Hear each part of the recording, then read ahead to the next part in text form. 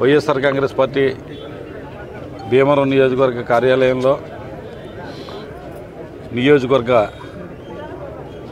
నాయకులు, పార్టీ కార్యకర్తలు, అలాగే జడ్పీటీసీ గారు, ఎంపీపీ గారు, అలాగే మండల పార్టీ అధ్యక్షులు తిరుమల ఏడుకొండల గారు, అలాగే మాజీ మార్కెట్ యార్డ్ చైర్మన్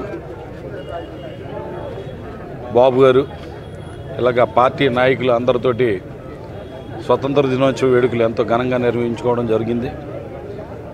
ఇవాళ ఇక్కడికి విచ్చేసిన ప్రతి పార్టీ కార్యకర్తలను కూడా ఒక సంతోషం, ఉత్సాహం, ఆనందం అనేది కనిపిస్తుంది. ముఖ్యంగా ఈ స్వతంత్ర దినోత్సవానికి ముందు మొన్న జరిగిన ఎన్నికలలో వైఎస్ఆర్ కాంగ్రెస్ పార్టీ మరి ఘోరంగా ఈ రాష్ట్రంలో ఓటమి పాలైంది అందరికీ తెలుసున్న విషయమే. కానీ గొప్పతనం ఏంటంటే 2014లో వైఎస్ఆర్ కాంగ్రెస్ పార్టీ ఓటమి పాలైనప్పటికీ కూడా పార్టీ నాయకులు, కార్యకర్తలు ఎవరూ కూడా పార్టీ జెండా విడవకుండా మళ్ళీ పోరాడి 2019 ఎన్నికల్లో వైఎస్ఆర్ కాంగ్రెస్ పార్టీని అధికారంలోకి తీసుకురావడం జరిగింది.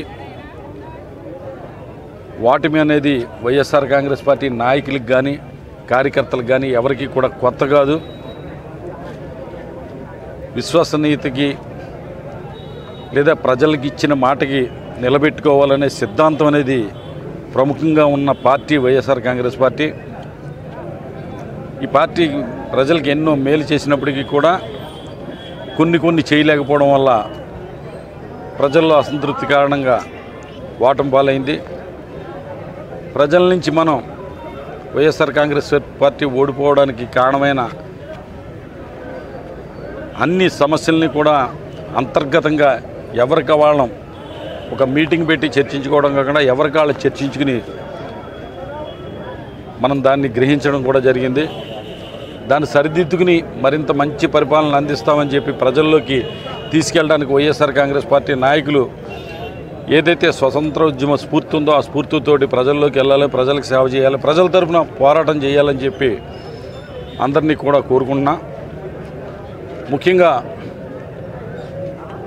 భారతదేశంలోనే కాదు ఇవాళ స్వతంత్ర దినోత్సవ వేడుకలు జరుపుకుంటుంది. అక్కడ పాకిస్తాన్లో కూడా స్వతంత్ర దినోత్సవ వేడుకలు జరుపుకుంటూ ఉంటారు. అంటే ఒకేసారి పాకిస్తాన్ కానీ 3 దేశాలుగా ఉన్నాయి, బంగ్లాదేశ్, పాకిస్తాన్, అలాగే భారతదేశం. ఈ 3 దేశాలు కలిసి ఉండగా బ్రిటిష్ వాళ్ళ దగ్గర నుంచి మనం స్వతంత్రాన్ని సాధించుకున్నాం.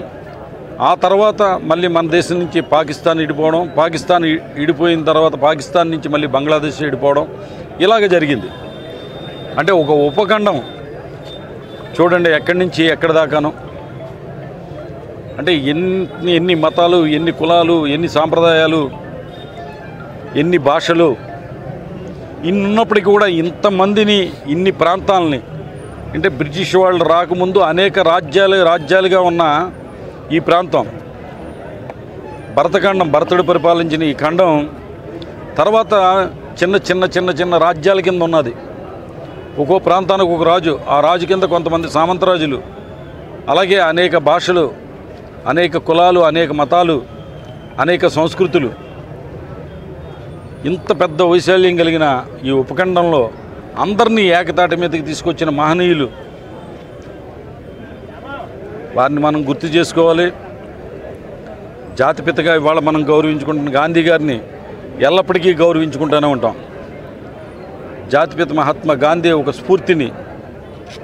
అప్పుడు దాకా జరుగుతున్న పోరాటాలు హింసాయుతం అవుతుంటే కనుక సహాయ నిరాకరణ, శాంతి మార్గంలో ఈ దేశానికి స్వాతంత్రం తీసుకొచ్చిన గాంధీ గారిని, అలాగే భగత్ సింగ్ లాంటి వారిని, అల్లూరి సీతారామరాజు గారు లాంటి వారిని, అలాగే సుభాష్ చంద్రబోస్ గారు లాంటి వారిని, ఇలాగా ఈ మహనీయులందరినీ కూడా తలుచుకుని ముందుకెళ్తున్న భారతీయులందరూ కూడా ఇవాళ మనం బంగ్లాదేశ్లో జరుగుతున్న కార్యక్రమాలు చూస్తూ ఉంటే విద్వేషం,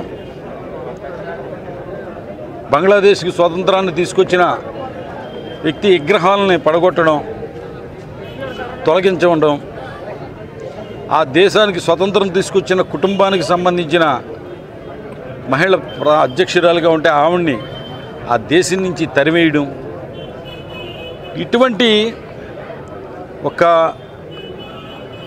ఆలోచనలు, ఒక విధానాలు ఇవన్నీ కూడా ఎక్కడో బంగ్లాదేశ్లో కాదు, మన ఆంధ్రప్రదేశ్లో కూడా మనం చూస్తున్నాం. కొత్తగా ఎన్నికైన పార్టీ రెడ్ బుక్ రాజ్యాంగాన్ని ఏ రకంగా అమలు చేస్తుందో, మనకి రాజ్యాంగాన్ని రాసింది అంబేద్కర్ గారు అయితే అంబేద్కర్ గారు రాసిన రాజ్యాంగాన్ని మనం అందరం ఫాలో అవుతుంటే ఇవాళ మన రాష్ట్రంలో రెడ్ బుక్ రాజ్యాంగాన్ని మనం చూస్తున్నాం. బంగ్లాదేశ్లో జరుగుతుందానికి ఇక్కడ జరుగుతుందానికి పెద్ద తేడా ఏం లేదు. జాగ్రత్తగా గమనించండి. ఎవరినో విమర్శించాలని దురుద్దేశంతో మాట్లాడుతుంది కాదు. సత్యమేవ జయితే అని ఏదైతే శాసనసభలో కానీ ఈ దేశానికి అన్నిటికీ కూడా మార్గమైందో, సత్యం వేరు ఎప్పుడు కూడా ఒకటే రకంగా ఉంటుంది. ఎప్పుడు కూడా ఏ కాలంలో అయినా కూడా సత్యం అనేది మారదు. ధర్మం మారుతూ ఉంటుంది. కాలాన్ని బట్టి, పరిస్థితులను బట్టి ధర్మాన్ని మారుతుందేమో కానీ సత్యం అనేది ఎప్పటికీ కూడా సత్యమే. సత్యమేవే జయితే అని గాంధీ గారు బొమ్మ పెట్టుకుని అసెంబ్లీలో కానీ ఎక్కడ కానీ మనం సత్యమేవ జయితే అని ఎక్కడైనా కూడా తప్పు చేస్తామేమో అని చెప్పి అక్కడ పెట్టడం జరుగుతుంది. కానీ ఇవాళ బంగ్లాదేశ్లో జరుగుతున్న పరిస్థితులు కానీ, మన ఆంధ్రప్రదేశ్లో జరుగుతున్న పరిస్థితులు కానీ ఇవన్నీ చూస్తున్నప్పుడు నిజం నిద్రలేసేసరికి అబద్ధం ఊరంతా తిరిగి వస్తుందని చెప్పి, ఇలాగే ల్యాండ్ టైటిలింగ్ యాక్ట్ గురించి కానీ, లేకపోతే అబద్ధపు హామీలు కానీ ఇటువంటివన్నీ ఇచ్చి ప్రజలను మోసం చేశారు. అంటే మోసం అనేదే ఇవాళ, హింస అనేదే ఇవాళ ఆదర్శంగా తీసుకుని కొన్ని పార్టీలు, కొన్ని రాజకీయ నాయకులు వెళుతున్నారు. మనం ఈ రోజున కావాల్సింది భారతదేశానికి పరిస్థితులన్నీ చూసిన తర్వాత స్వచ్ఛ భారత్ అనేది మనుషుల్లో రావాలి, మనసుల్లో రావాలి. సత్యమేవ జయితే అనేది కొనసాగాలి. దానికోసం మళ్ళీ అందరూ కూడా మరో స్వతంత్ర పోరాటాన్ని సత్యం కోసం సత్యమేవ జయితే అని నినదించవలసిన అవసరం ఉందని చెప్పి ఈ స్వతంత్ర వేడుకల సందర్భంగా ప్రతి ఒక్కరికి కూడా విజ్ఞప్తి చేస్తున్నా.